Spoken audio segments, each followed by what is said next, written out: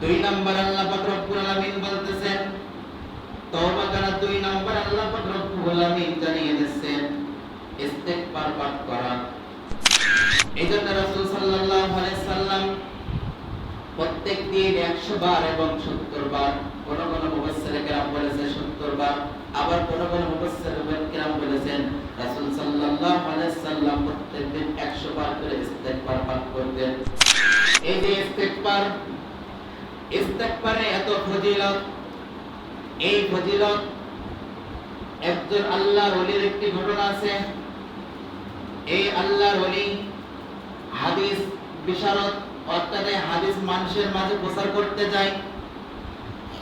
প্রচার করতে করতে এক পর্যায়ে যে এই আল্লাহর ওলি যখন যাওয়ার পরে দেখে একটা মসজিদ পেয়ে গিয়েছে।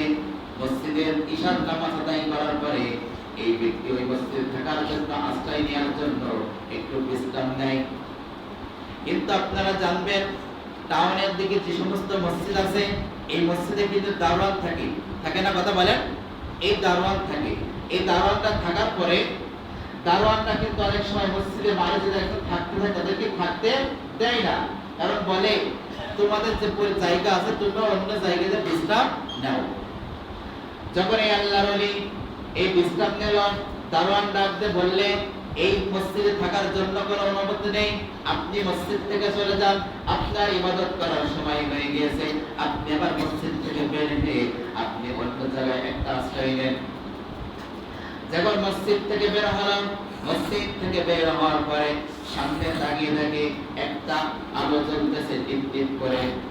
ওই ব্যক্তি যখন আলো জ্বলার পাশে গেল, যাওয়ার পরে একজন যুবক তাকে রুটি বিক্রি করতেছে, বড় বড় রুটি বিক্রি করতেছে। এই আল্লাহর ডাকতে বলতেছে, হে যুবক, আমি কি আজকের এই রাতটা তোমার পাশে কাটাতে পারি? যুবক ডাকতে বলতেছে, হে আল্লাহর গোলাম, হে আপনি এই জায়গায় বসে আপনি আপনার এই রাতটা আপনি কাটাতে পারেন, কোনো অসুবিধা নাই। এবার এই আল্লাহর ওলি ওই ব্যক্তির মুখে তাকিয়ে দেখে, ওই ব্যক্তি রুটি যখন থাকে তখন মনে মনে কি বিড়বিড় করে পড়ে, আবার রুটি যখন মানুষের মাঝে বিলিয়ে দেয় তখন আবার তাকে মুখ থেকে কি বিড়বিড় করে বলে, আবার যখন খরিদ্দার কাছ থেকে যখন টাকা নেয় আবার মন থেকে বিড়বিড় করে কি যেন বলে। আল্লাহর ওলি আবার ডাকতে বলতেছে, হে যুবক, আমি কি তোমার কাছে একটা প্রশ্ন করতে পারি? ডাকতে বলতেছে, হে আল্লাহর গোলাম, আপনি অবশ্যই করতে পারেন। তখন বলতেছে কি?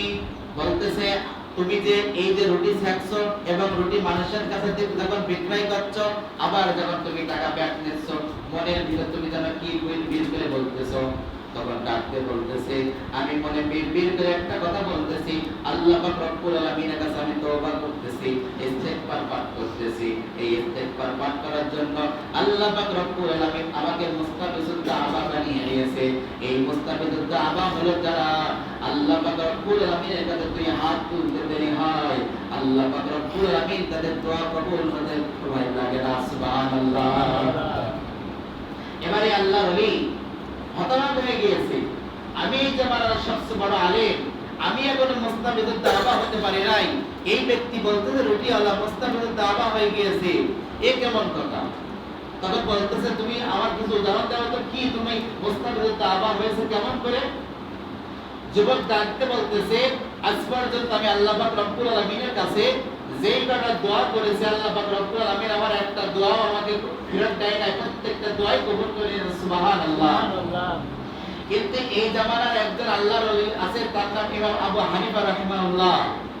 আমি আল্লাহর কাছে দোয়া করেছিলাম, রব্বুল আলামিন, জীবনে মৃত্যুর আগ মুহূর্তে হলো আমাকে তুমি এই জামানার যে সবচাইতে বড় আলেম, এই আলেমের সাথে তুমি আমাকে সাক্ষাৎ করে দিও।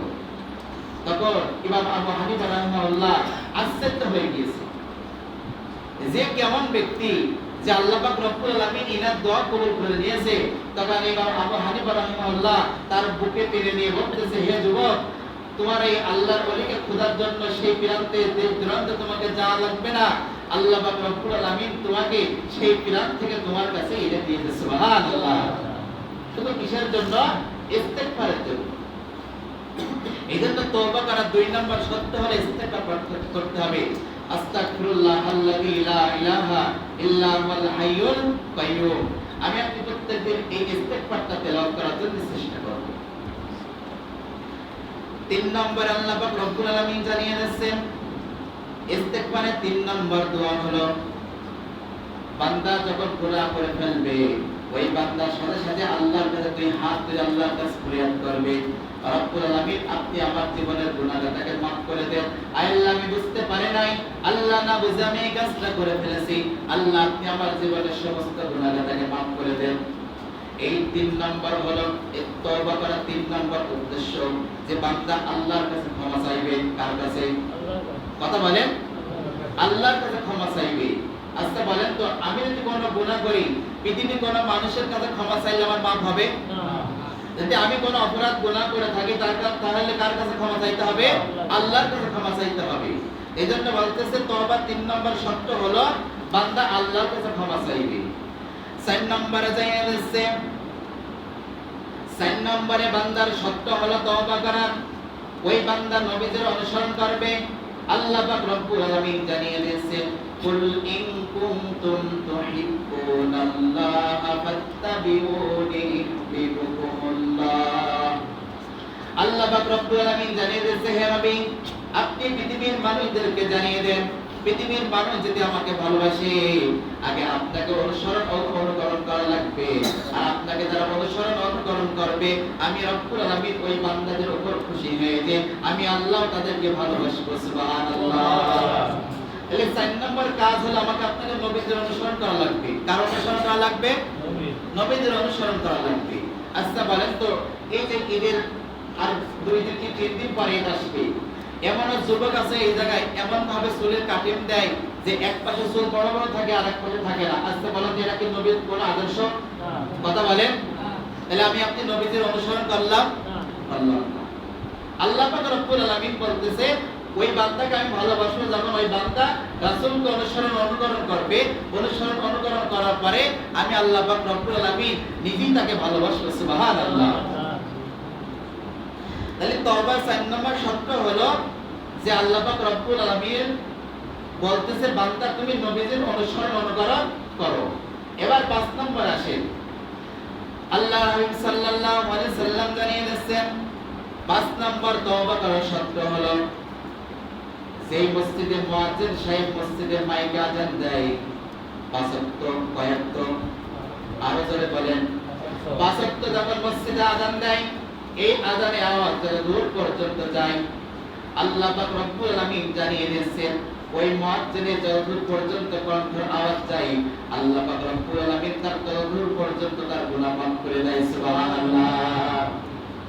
তাহলে এই আযানটা ভালো কাজ না খারাপ কাজ? কথা বলেন। আমার মসজিদে আমি যদি আযান দিই এই আযান দিতে আমার যত দূর পর্যন্ত আওয়াজ যাবে আল্লাহ পাক রব্বুল আলামিন বলতেছে ওই বান্দা তত দূর পর্যন্ত আল্লাহ তাআলা গুনাহ মাফ করে দেবে। সুবহানাল্লাহ। কিন্তু আজকে আমি আপনি সেই মসজিদে আযান দিতে পারি না, এমন মানুষ আছে না? কথা বলেন। আছে। 6 নম্বর আল্লাহর হাবিব সাল্লাল্লাহু আলাইহি সাল্লাম জানিয়ে দিয়েছে তওবা করার শর্ত 6 নম্বর বান্দা প্রত্যেকদিন 2 রাকাত করে নামাজ পড়বে। কয় রাকাত করে? আমি আপনি 5 ওয়াক্ত যে নামাজ পড়ি এই 5 ওয়াক্ত নামাজ পড়ার পর আমি আপনি বাকি 2 রাকাত নামাজ পড়ব। এই 2 রাকাত নামাজ হলো আমি আপনি তওবা করার মাধ্যম থেকে আমি আপনি নামাজ শেষ করে আল্লাহর কাছে ফরিয়াদ করব রব্বুল আলামিন আমার জীবনের সমস্ত গুনাহটাকে maaf করে দেন। আল্লাহ আমি জীবনে অনেক গুনাহ করেছি, আল্লাহ গুনাহ করতে চাই নাই, আমার মন চাই গুনাহ করতে কিন্তু আল্লাহ আমি খুব চেষ্টা করি ভালো হওয়ার জন্য। আল্লাহ আমি আপনার কাছে ভিক্ষা চাইতেছি রব্বুল আলামিন আমার জীবনের সমস্ত গুনাহটাকে maaf করে দেন। আল্লাহ পাক রব্বুল আলামিন ওই বান্দার জীবনের গুনাহ maaf করে দেবে। সুবহানাল্লাহ। তাহলে তওবা করার 6 নম্বর শর্ত হলো বান্দা প্রত্যেকদিন 2 রাকাত করে নামাজ পড়বে আর এই নামাজের শেষে আল্লাহর কাছে maaf চাইবে। কার কাছে maaf চাইবে? আল্লাহর কাছে। এবার 8 নম্বর এই 7 নম্বর হলো তওবা করার 7 নম্বর শর্ত হলো বান্দা 5 ওয়াক্ত নামাজ দৈনিক দিন 5 ওয়াক্ত নামাজ পড়বে। কি করবে? সবাই বলেন। আপনারা একটা আওয়াজ দেন দৈনিক দিন কয় ওয়াক্ত নামাজ পড়বে? 5 ওয়াক্ত নামাজ পড়বে। এবারে 5 ওয়াক্ত নামাজ পড়বে কিসের জন্য? আল্লাহর রাসূল সাল্লাল্লাহু আলাইহি সাল্লাম একজন সাহাবীর সামনে দাঁড়িয়ে আছে। আল্লাহর রাসূল সাল্লাল্লাহু আলাইহি সাল্লাম বলতেছে আমার সাহাবী পাঁচ ওয়াক্ত নামাজ যে বান্দা পড়বে আল্লাহ পাক রব্বুল আলামিন তার গুনাহ maaf করে দেবেন। সাহাবী ডাকতে বলতেছে ইয়া রাসূলুল্লাহ এই মাসলাটা কি শুধু আমার জন্য যে আমি পাঁচ ওয়াক্ত নামাজ পড়লে আমার গুনাহ maaf হয়ে যাবে? রাসূল সাল্লাল্লাহু আলাইহি সাল্লাম বলতেছে আমার সাহাবী শুধু তোমার জন্য নাই, আমার যত উম্মত পৃথিবীতে আসবে এই পৃথিবীতে আসার পরে আমার উম্মতটা যখন পাঁচ ওয়াক্ত নামাজ পড়বে আল্লাহ পাক রব্বুল আলামিন তাদের পাঁচ ওয়াক্ত নামাজের বিনিময়ে তাদের গুনাহ আগাটাকে maaf করে দেবে সুবহানাল্লাহ। কিন্তু আজকে আমি আপনি সেই পাঁচ ওয়াক্ত নামাজকে আমি আপনি ঠিকমতো আদায় করছি? কথা বলেন, করছি না। 8 নম্বরে 8 নম্বর তওবা করা 8 নম্বর হলো আল্লাহর হাবিব সাল্লাল্লাহু আলাইহি সাল্লাম বলতেছে বান্দা পাঁচ ওয়াক্ত নামাজ জামাতের সহিত নামাজ আদায় করবে। কিসের সহিত? কথা বলেন। আমরা অধিকাংশ মানুষ জামাতের সহিত নামাজ আদায় করি না, কিন্তু আল্লাহর হাবিব সাল্লাল্লাহু আলাইহি সাল্লাম বলতেছে তওবার 8 নম্বর শর্ত হলো ওই বান্দা পাঁচ ওয়াক্ত নামাজ জামাতের সহিত আদায় করবে। এখন কেমন করে? আল্লাহর হাবিব সাল্লাল্লাহু আলাইহি সাল্লাম দাঁড়িয়ে আছে, একজন ব্যক্তি এসে বলতেছে ইয়া রাসূলুল্লাহ ইয়া হাবিবাল্লাহ আমি অনেক অন্যায় করেছি, অনেক গুনাহ করেছি, আল্লাহ আমার maaf করবে না, আপনি আয়াতে করে একটা ব্যবস্থা করে দেন। রাসূল সাল্লাল্লাহু আলাইহি সাল্লাম কথা না শুনে এর মধ্যে আযানের সময় হয়ে গিয়েছে, আযান দিয়ে দিয়েছে, নামাজের ওয়াক্ত হয়ে গিয়েছে। রাসূল সাল্লাল্লাহু আলাইহি সাল্লাম কথা না শুনে মসজিদের ভিতরে ঢুকে গিয়েছে। মসজিদে ঢোকার পরে নামাজ শেষ করে ওই ব্যক্তি আবার সামনে এসে হাজির, ইয়া রাসূলুল্লাহ ইয়া হাবিবাল্লাহ আমি আপনার কাছে একটা প্রশ্ন করেছিলাম, আপনার কাছে একটা বিচার দিয়েছিলাম ইয়া রাসূলুল্লাহ আমি অন্যায় করেছি, আল্লাহ আমাকে maaf করবেন, আপনি এই বিচারটা করে দেন। রাসূল সাল্লাল্লাহু আলাইহি সাল্লাম বলতেছে হে ব্যক্তি তুমি কি আমাদের সাথে জামাতের সহিত নামাজ আদায় করেছো? ওই ব্যক্তি ডাকতে বলতেছে ইয়া রাসূলুল্লাহ ইয়া হাবিবাল্লাহ আমরা আপনার জামাতের সহিত আমরা নামাজ আদায় করেছি। রাসূল সাল্লাল্লাহু আলাইহি সাল্লাম বলতেছে আল্লাহ পাক রব্বুল আলামিন তোমার এই অন্যায় থেকে maaf করে দিয়েছে সুবহানাল্লাহ। আলি পাঁচ ওয়াক্ত নামাজে আমি আপনি জামাতের সহিত আদায় করি, আল্লাহ পাক রব্বুল আলামিনের কাছে যদি আমি একটু maaf চাই আল্লাহ পাক রব্বুল আলামিন এই ওসিলায় আমাকে maaf করে দেবে সুবহানাল্লাহ। 9 নম্বর শর্ত হলো আমি আপনি যদি কোনো একটা গুনাহ কাজ করে ফেলি সাধারণত যে কোনো একটা ভালো কাজ করতে হবে। কি করতে হবে? ভালো কাজ করতে হবে। আমি একটা অন্যায় কাজ করে ফেলেছি, অন্যায় কাজ যখন হয়ে গেছে আমি বুঝতে পারছি আমার এই অন্যায় কাজটা হয়ে গেছে, ওখান থেকে আমি আপনি সরে এসে যে কোনো একটা ভালো কাজ আমাকে আপনাকে করা লাগবে। 10 নম্বর তওবা করা শর্ত 10 নম্বর আল্লাহর হাবিব সাল্লাল্লাহু আলাইহি সাল্লাম বলতেছে জিকিরে মজলিসে বসতে হবে। যেখানে জিকির হচ্ছে, যেখানে কোরআনের কারীমের কথা হচ্ছে সেখানে আমাকে আপনাকে বসতে হবে। কিসের জন্য? আল্লাহর হাবিব সাল্লাল্লাহু আলাইহি সাল্লাম জানিয়ে দিয়েছে আমি আপনি যখন আজকের এই জুম্মার মসজিদে যখন আমি আপনি এসেছি, আমি আপনি যখন এই কোরআন হাদিস থেকে কথা বলতেছি আমি আপনি হয়তো দেখতে পাচ্ছি না, কিন্তু আল্লাহ পাক রব্বুল আলামিন আসমান থেকে হাজার হাজার ফেরেশতা এই মসজিদের চারিপাশে পাঠিয়ে দিয়েছে এবং এই হাজার হাজার ফেরেশতারা একের পর এক বসতে বসতে তারা যখন জায়গা পায় না তখন এক এক ফেরেশতা একাকে ঘাড়ের উপর বসতে থাকে। আর এই বসে থাকার পরে যখন তারা এই আমার আপনার আলোচনা যখন শেষ হয়ে যায় তারা সরাসরি আল্লাহর আসমানে চলে যায়। আর যাওয়ার পরে আল্লাহ পাক রব্বুল আলামিন জিজ্ঞাসা করে হে আমার ফেরেশতারা তোমরা কোথায় গিয়েছিলে? তখন ফেরেশতারা ডাক দিয়ে বলে রব্বুল আলামিন ওই রামকৃষ্ণপুর গ্রামের এই দক্ষিণ পাড়া জামে মসজিদে আপনার বান্দারা কোরআন হাদিস থেকে কথা বলছিল এবং তারা কোরআন হাদিস থেকে কিছু আপনার বান্দারা শুনছিল। আল্লাহ পাক রব্বুল আলামিন এবার বলবে বান্দা হে আমার ফেরেশতারা তারা কি বলতেছিল? রাসূল ইসলামের ফেরেশতারা ডাক দিয়ে বলবে রব্বুল আলামিন তারা জাহান্নাম থেকে পানাহ চাচ্ছিল, জান্নাত চাচ্ছিল। তখন আল্লাহ পাক রব্বুল আলামিন বলবে হে আমার ফেরেশতারা তারা কি জাহান্নাম জান্নাত কোনটাই দেখেছে? তখন বলতেছে ফেরেশতারা ডাক দিয়ে বলবে রব্বুল আলামিন আপনার এই বান্দারা জাহান্নাম জান্নাত কিছুই দেখে নাই। আল্লাহ পাক রব্বুল আলামিন তখন বলবে হে আমার ফেরেশতারা তোমরা সাক্ষী থাকো আমি ওই সমস্ত বান্দাদেরকে জাহান্নাম থেকে মুক্তি করে জান্নাতের মেহমান হিসেবে কবুল করে নিলাম। সুবহানাল্লাহ। তারপরে ফেরেশতারা আবার বলবে রব্বুল আলামিন আরো কিছু কথা হচ্ছিল সেই জায়গায় রব্বুল আলামিন বলবে, হে আমার ফেরেশতারা, কি কথা হচ্ছিল? তখন ফেরেশতারা ডাকতে বলে, রব্বুল আলামিন, আপনার এই বান্দারা আপনার কাছে মাফ চাইতেছিল, তারা অনেক গুনাহ করেছে, অনেক জুলুম করেছে নিজের উপরে, সেই জুলুম এবং গুনাহ থেকে তারা মাফ চাইতেছিল। আল্লাহ পাক রব্বুল আলামিন বলবে, হে আমার ফেরেশতারা, তোমরা এটাও সাক্ষী থাকো, আমি আল্লাহ পাক রব্বুল আলামিন বলে দিলাম, আমি ওই বান্দার গুনাহটাকে মাফ করে দিলাম। সুবহানাল্লাহ। এমন কি বলা হচ্ছে, আমি আপনি যে আধা ঘন্টা 1 ঘন্টা এই কোরআনের পেছনে আমি আপনি যে সময় ব্যয় করে, কাল কিয়ামতের ময়দান আল্লাহ পাক রব্বুল আলামিন এই 1 ঘন্টা আধা ঘন্টার সময় আল্লাহ তাআলা হিসাব নেবেন। সুবহানাল্লাহ। আর আমি আপনি পৃথিবীতে যা কাজ করি না কেন, প্রত্যেকটা সময় হিসাব নেবেন কে? আল্লাহ তাআলা। এবার 11 নম্বরে তওবা করা, সবটা 11 নম্বর হয় আল্লাহ নবী সাল্লাল্লাহু আলাইহি সাল্লাম জানিয়ে দিয়েছে, বান্দা জিকির ওজিফা করবে, সুবহানাল্লাহ, আলহামদুলিল্লাহ, আল্লাহু আকবার প্রত্যেকদিন পাঠ করবে আর আল্লাহকে তওবা করবে। কিন্তু আমি আপনি দেখা যায় ইমাম সাহেব দাঁড়িয়ে সালাম ফিরে বাক্য শেষ হতে হতে কিছু মুসল্লি উঠে দরবারে আছে না, কথা বলেন? আছে। কিন্তু বলা হচ্ছে কোন ব্যক্তি যদি সুবহানাল্লাহ 33 বার, আলহামদুলিল্লাহ 33 বার আর আল্লাহু আকবার 33 বার, কোন মুফাসসির কিরাম বলেছে 34 বার, এই বলার পরে যদি আল্লাহর কাছে মাফ চাই, আল্লাহ পাক রব্বুল আলামিন তাকে মাফ করে দেয়। সুবহানাল্লাহ। কিন্তু আমার আপনার এইটুকু সহ্য হয় না, সালাম ফিরে আমি আপনি দরবারে আছে না, কথা বলেন? আছে। কিন্তু রাসূল সাল্লাল্লাহু আলাইহি ওয়াসাল্লাম বলতেছে, সালাম ফিরে রাসূল সাল্লাল্লাহু আলাইহি ওয়াসাল্লাম আল্লাহু আকবার বলে আস্তাগফিরুল্লাহ আস্তাগফিরুল্লাহ আস্তাগফিরুল্লাহ 3 বার বলতে, কিন্তু আমাদের এইটুকু সময় হয় না। এজন্য আল্লাহ পাক রব্বুল আলামিন, আল্লাহ রাসূল সাল্লাল্লাহু আলাইহি ওয়াসাল্লাম জানিয়ে দিয়েছেন, তওবা করার 11টি শর্ত। এই যে রমজান মাস আমি আপনি চলে যাচ্ছে, আমি একটা আগামী রমজান মাস পাবো কি, তার কোনো গ্যারান্টি আছে? তাহলে নাই।